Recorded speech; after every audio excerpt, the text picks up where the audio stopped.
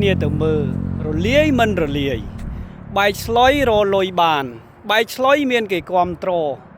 និយាយរឿងជាតិអត់អ្នកគ្រប់ត្រនិយាយរឿងជាតិរឿងទឹកដីជាប់គុកទៀត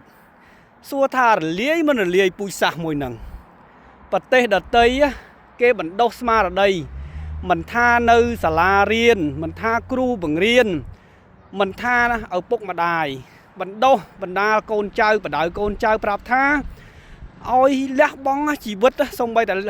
តែជីវិតក៏ត្រូវលះបង់ដែរគុំថាផលប្រយោជន៍លៀបសការៈបន្តិចបន្តួច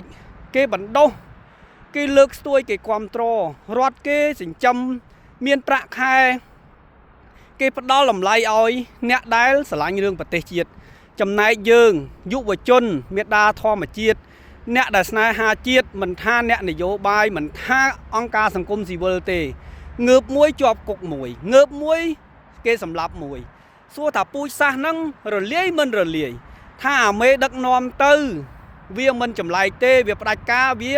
ផ្ដាច់ផ្ដាល់ពូជសាសន៍នេះទៅហើយចុះចំណែកប្រជាពលរដ្ឋខ្មែរនេះបែកឆ្លុយរឿងលើក្រែគ្រប់ត្រល្បីងាប់ចោល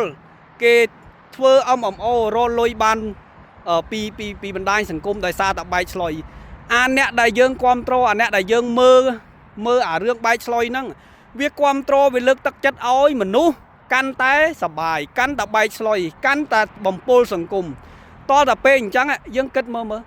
បែកឆ្លុយរលុយបានហើយល្បីហើយរលុយបានអត់ជាប់គុកទៀតហើយចំណែកអ្នកដែលនិយាយរឿងជាតិគ្មានអាណាគ្រប់ត្រហើយនិយាយរឿងប្រទេសជាតិជាប់គុកទៀតសួរថាជាតិហ្នឹងវាអាលាយមិនអាលាយអាហ្នឹងដូចម្ដាយមួយជើងម្នាក់អញ្ចឹងជនផ្ដាច់ការវាខំប្រឹងធ្វើអញ្ចឹងដល់ទៅពេលប្រជាពលរដ្ឋខ្មែរមួយចំនួនអត់ដឹង